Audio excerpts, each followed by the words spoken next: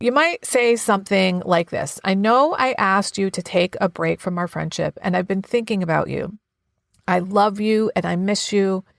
And I didn't know this back then, but I realize now that the reason I needed a break from you was because I didn't feel emotionally supported by you. And since I've been in recovery, I've been learning more and more about what I need and how to ask for it from the people who are close to me. I wonder if you'd be willing to rekindle our friendship. I've learned some things about what makes me feel emotionally supported, which I could share with you if you're interested. Hi, I'm Barb Nangle. I want to welcome you to my podcast, Fragmented to Whole, Life Lessons from 12-Step Recovery, where I help people heal their emotional, psychological, and spiritual wounds and make deep, lasting changes in their lives. I'm the founder and CEO of Higher Power Coaching and Consulting, LLC, where I coach people on how to develop healthy boundaries. On this podcast, I share my experience, strength, and hope from recovery. I don't support or endorse any particular 12-step recovery fellowship, and I don't claim to speak for any particular 12-step fellowship. I also don't believe that 12-step recovery is the only way to recover. You might need additional help. My hope is that you'll find my words concretely helpful in improving your life, whether you're in recovery or not. If you like what you've heard on this episode, please screenshot it and share it on social media. And if you do, please be sure to tag me at Higher Power Coaching. This is episode 195, your step-by-step guide for how to mindfully rekindle old friendships. I just got off a call with a friend from recovery who asked me if I had any advice and about any experience I had with rekindling a friendship with an old friend. As I was talking to her, I realized this would make a great podcast episode. So I'm going to share with you what we discussed, and it really consists of several steps, which I'll lay out at the end after I tell you about the conversation. Now, in this particular situation, my friend is the one who asked for a break in the relationship. So keep that in mind as you listen. This scenario won't necessarily apply if the other person in your relationship is the one who asked for a break. Now, just to help you follow along, let's call my friend Monique so you'll know when I'm talking about her and not someone else. The first thing I said to Monique was, I want to know the history of your friendship and why you became disconnected from this person. So she told me they'd been friends since first grade. Now, Monique is in her mid-20s, so that's about a 20-year relationship. And Monique went on to say, I feel like I was just keeping the friendship going because it had been around so long, not because I wanted to stay in it, and I finally just couldn't do it anymore. Now, I don't know about you, dear listener, but that has definitely been the case for me and many of my fellows, as well as some of my clients. So if that's you, you are not alone in that. You do not have to stay in those kinds of relationships. So Monique went on to tell me about 1.5 years ago, she told her friend that she really needed space. When her friend asked why, Monique said, I really don't know. I just know that I need space. And as you can imagine, that did not go over very well with her friend. As I asked for more info, Monique shared that a few weeks before asking for space from the friend, her friend had not been particularly emotionally supportive of her during a situation that she went through. Monique said something to the friend at that time, but then nothing changed. So I said, okay, well, it sounds to me like you actually do know why you cut off the relationship with a friend. And that was because you didn't feel emotionally supported by her. Is that accurate? And she said yes.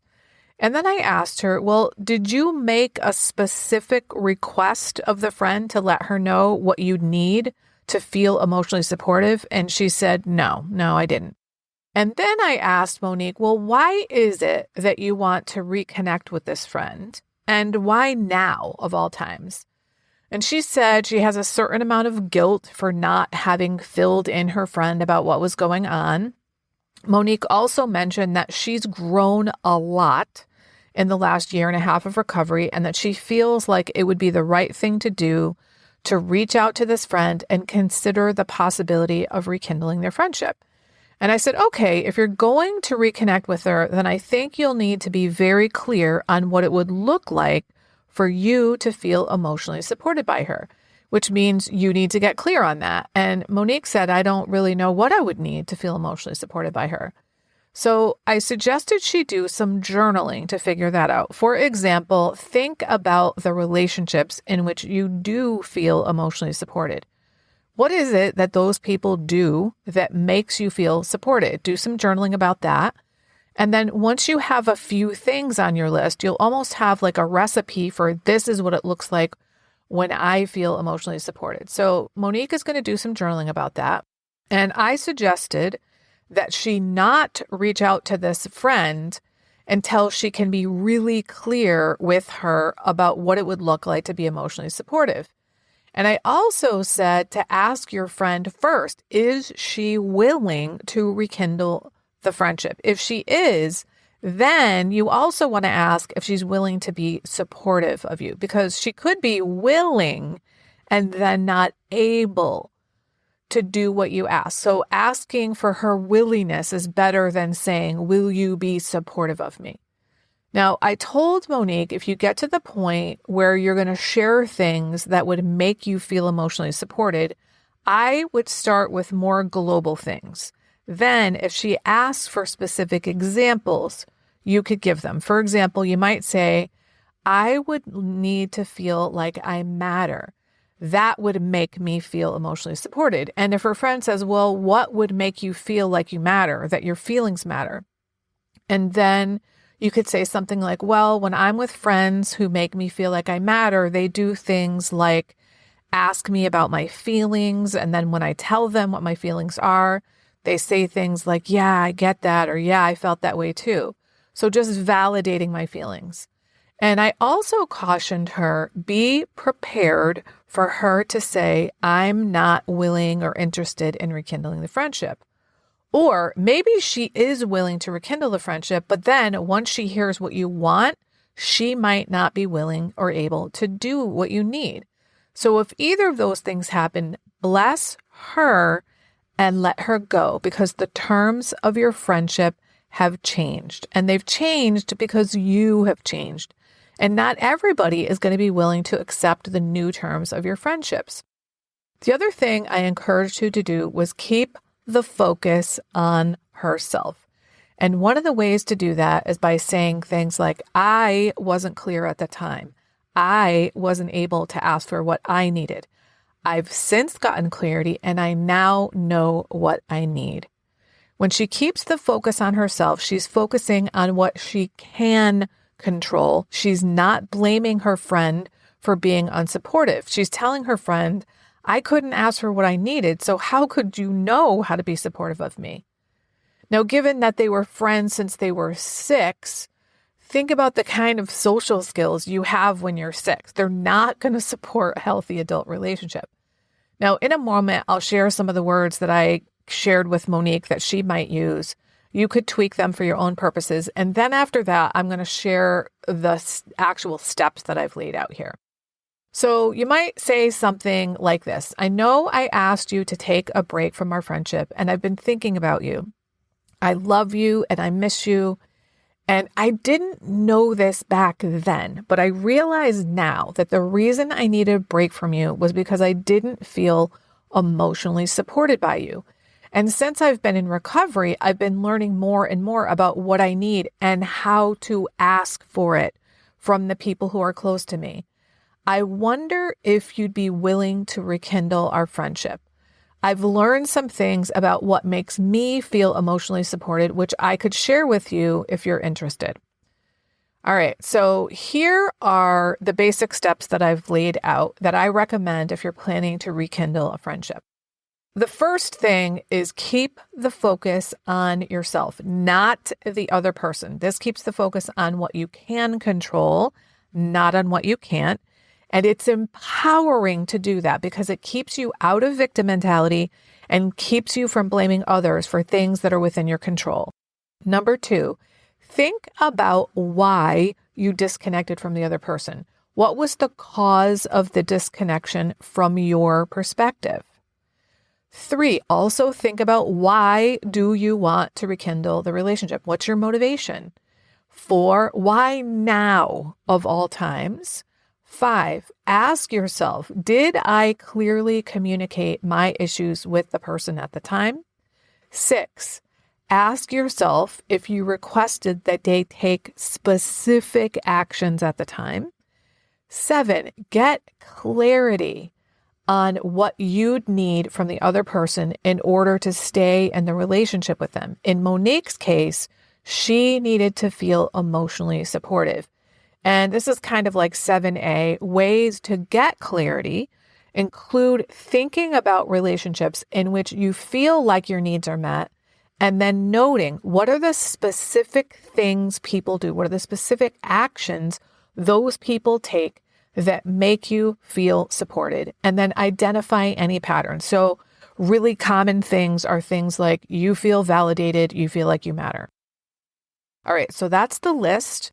I'd love to hear from you about how this has been helpful, what kinds of things you've come up with regarding your own relationships from this episode, especially if you're someone like me and Monique who is in recovery and has changed and is continuing to change.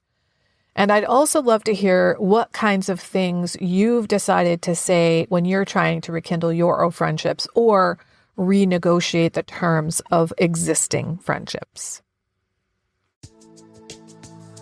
I was recently reminded by a friend that when I first started recovery, I didn't feel lovable. I almost can't believe that I used to feel that way and that I kind of forgot something so profound, because I truly love myself now. And I want that for everybody. If you don't love yourself, there's literally nothing that can make up for that. I created something exclusively for my private clients since many of them don't love themselves.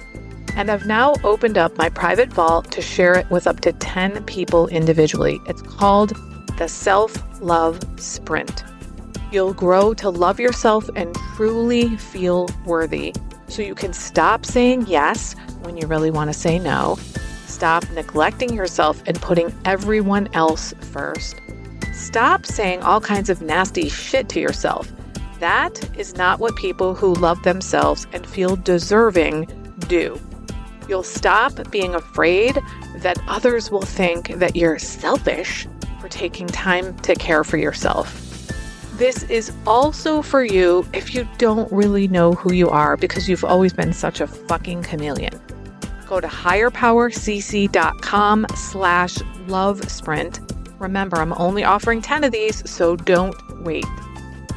If you like this podcast, and I'm guessing you did or you wouldn't still be listening, then you're gonna love the other things I have to offer.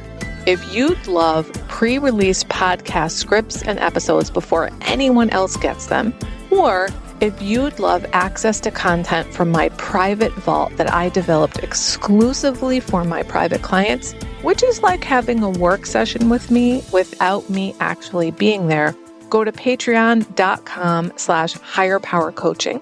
There are 3 tiers ranging from as low as $4 up to $24 a month. You'll also love my weekly newsletter, Friday Fragments, which has content very similar to the podcast. You can check it out at fridayfragments.news. That's fridayfragments.news. Please like and subscribe to my podcast on your favorite podcast outlet. I'd also love it if you'd leave a review, which you can do either in the show notes or on Apple Podcasts. It really helps other people find my podcast so they can get the benefits you've gotten from listening. If someone came to mind when you listened to this particular episode, please share it with them. And my favorite place to hang out on social media is Instagram. I'm at Higher Power Coaching. Please DM me there. I'd love to hear what you got from this episode. I run group and private coaching programs on building healthy boundaries. Whether you need help with boundaries in your personal, professional, or romantic life, I can help. Head on over to barbchat.net, where you can hop onto my calendar for a free 30-minute Better Boundaries consultation. My ideal client is someone who is ripe for change. If that's you, I would love to work with you.